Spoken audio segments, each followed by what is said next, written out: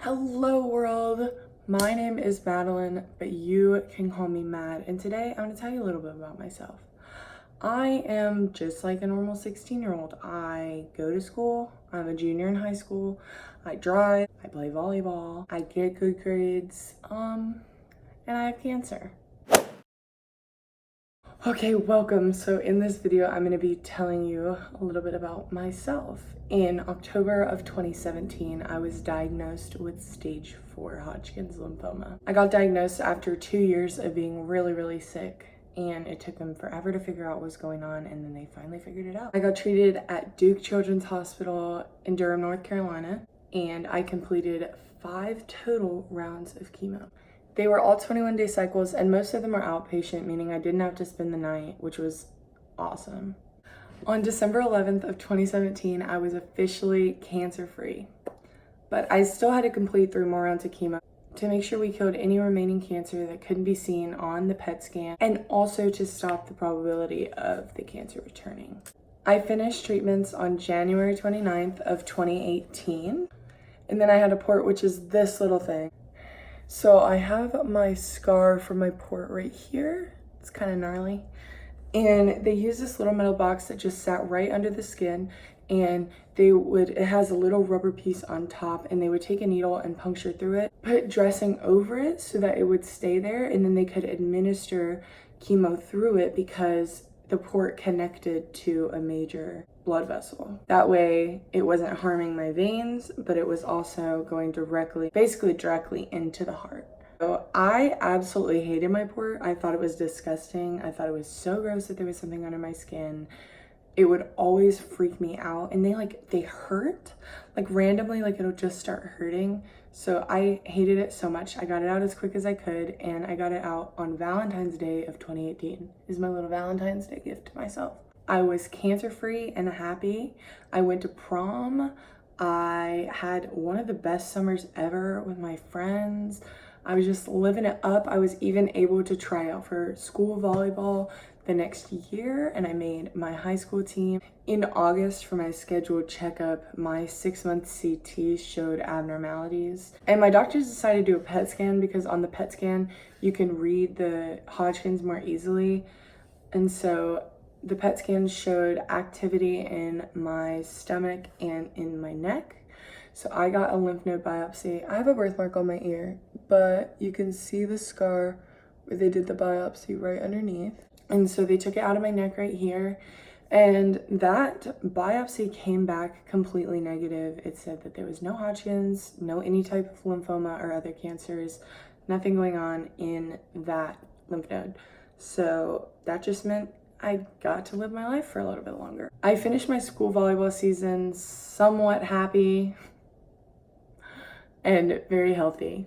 It wasn't until the end of November that I started to get a bunch of little colds like here and there. And then at the end of December, I got super duper sick. I spent the first 8 days of January in the hospital with a major respiratory infection. I was on oxygen for 6 of those days. Like I literally couldn't breathe.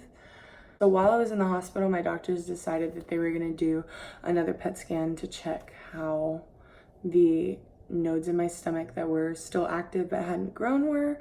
And in the hospital, they were still active and they still hadn't grown and they hadn't shrunk at all.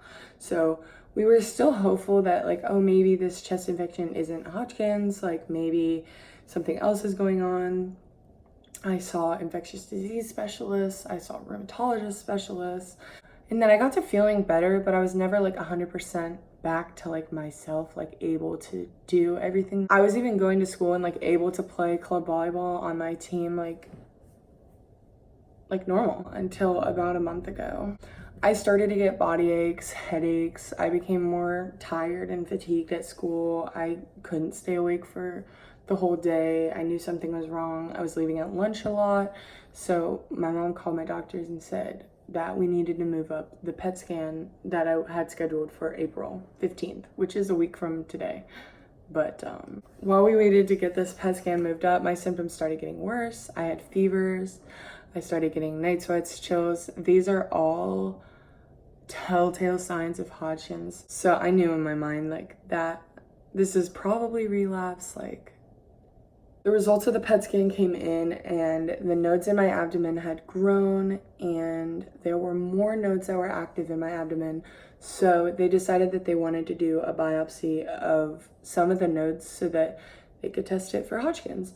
So they went in laparoscopically through my belly button with a little camera, and I have a couple other poke holes where they put other instruments and tools in. And then they went in and they grabbed 2 lymph nodes and took them out and tested them. So while I was under for that procedure, I also got a spinal tap to check and make sure there was no cancer in my spinal fluid, which basically says that there's no cancer in my brain. And then I also got a double bone marrow aspirate and bone marrow biopsy, which that is when I've only ever gotten them in the front of my hips, but this time they did them in the back of my hips. So they go into your hips with like a little tool and they suck out some of the bone marrow from your bones. And it's like a big shot, like a big needle, but I'm asleep for all of this, so I don't feel it. And they pull out bone marrow to test the bone marrow, and then that's the aspiration. The biopsy, they actually have to chip a piece of my bone off so that they can test the outer bone and not just the marrow for cancer. And the spinal tap and the bone marrow aspirations and biopsies both came back negative, which were amazing. But the lymph node biopsy came back positive. They confirmed that I am currently in relapse of my Hodgkin's. So my course of treatment will start in the next few weeks. And it's pretty long, and it's kind of hard to understand, but I want to explain it because I plan on documenting, me going through it, and I just want all of it to make as much sense as possible. Hopefully in future videos when it's just about that step of the process, it will make more sense. I know it's all really confusing, and I'm confused, and I know a lot about cancer, so I can't imagine when I tell people and they don't know a lot about cancer, how hard it is for them to understand. The first step of my personal journey is going to be IVF, which is in vitro fertilization. And I'm gonna do a complete other video on it. I'm actually in the process currently, so I have been vlogging every day of that, and that will be a separate video on its own, and that'll explain more of why I decided to do IVF and what the process looks like. After IVF, my first step of actual treatment is going to be to get a pheresis line placed, and a pheresis line looks like this. I also might call it a PL. Apparently that's not a thing, but I'm just gonna say it because let's be real. Pheresis line is long and kind of a pain in the ass to say every time you're gonna refer to something that's on my body. Really, I wanna say pheresis, it's a mouthful. So PL is what I'm gonna say. If you ever hear me say PL, that's what I'm talking about. My little line, I don't have it yet, obviously. A pheresis line is similar to a port, but instead of being under the skin completely, the pheresis line will hang out. So there's no way of accessing or de-accessing it. I'm basically always accessed. There's always a quick line if they need it. And so it will hang out of my skin. Once again, goes directly to a major blood vessel so that it goes right to my heart and pumps the chemo, whatever's going into it, all over the body. The most important part of the pheresis line, PL, is that there are 2 lines, one that takes blood out of the body and one that puts things back in the body. So the next step of the process will be preparing to harvest my stem cells. I have to get a stem cell transplant, also known as a bone marrow transplant, which you will also hear me refer to as a BMT because it's a hell of a lot easier to say. For the BMT, I get super high dose chemo, and it basically kills everything in my body. My cancer, but also my hair, and most critically, my immune system. So that's where they're worried. That's why they're going to harvest stem cells, because if they don't put the cells back in my body after the chemo is administered, then my body will never fully recover. After the pheresis line is placed, I will start injection to make my bone marrow produce a bunch of stem cells, because they want to get as much as they can, because they'll need it to get my body to recover. So there will be daily injections that I have to do in order to get my bone marrow to produce the stem cells, and I'll go each day for blood work so that they can see where my blood is at. When it's perfect for harvesting, I will go in to the hospital. It's just an outpatient sort of procedure thing that happens. So I go to the day hospital and I will get hooked up to this machine. that takes your blood and it puts it in the machine, and it takes the stem cells out, and then it puts your blood back into your body, which is why having 2 lines on the PL is so important. After these stem cells are harvested, I'm going to start chemo. I'm getting 2 chemo drugs and 2 rounds of chemo. So these will be 21-day rounds. So I'll do 1 round, 21 days, 1 round, 21 days.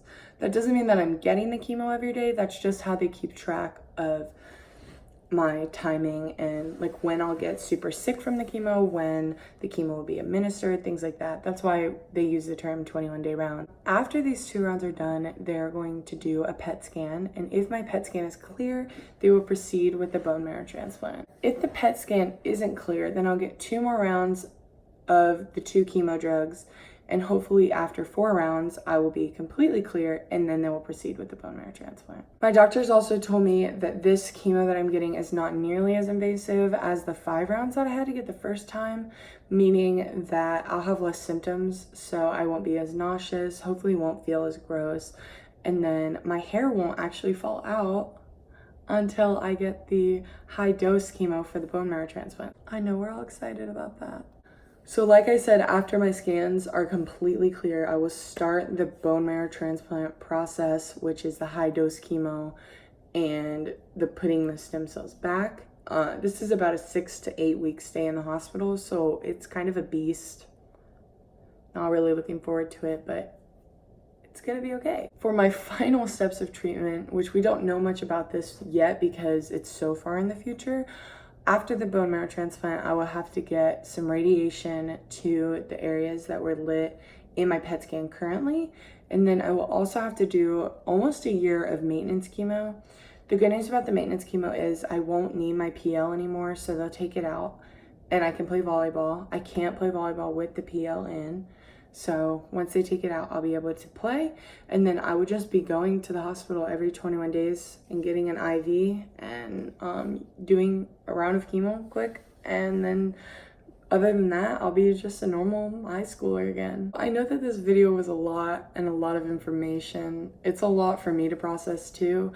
I just wanted to do an intro to this channel so that I don't just hop right into IVF and, you know, people who don't know me don't know what's going on, kind of thing. And I'm really excited to share this journey. I hope that it can help people learn about, you know, cancer and what it's like to be going through something like this, because it's not all great. Obviously it wouldn't sound great, but it's definitely maybe harder than some people think. I'm excited that I'm going to be able to document all of this, and I'm glad that I have the opportunity to show people what is going on. So thank you so much for watching. If you're interested in videos, go ahead and subscribe because I'll be making a ton. I appreciate everyone's support. Thank you for watching. Thank you for all your prayers and nice messages that people have been sending. I appreciate it so much, and my family appreciates you too. And I hope that you enjoy my channel and my videos, and hopefully you can learn something.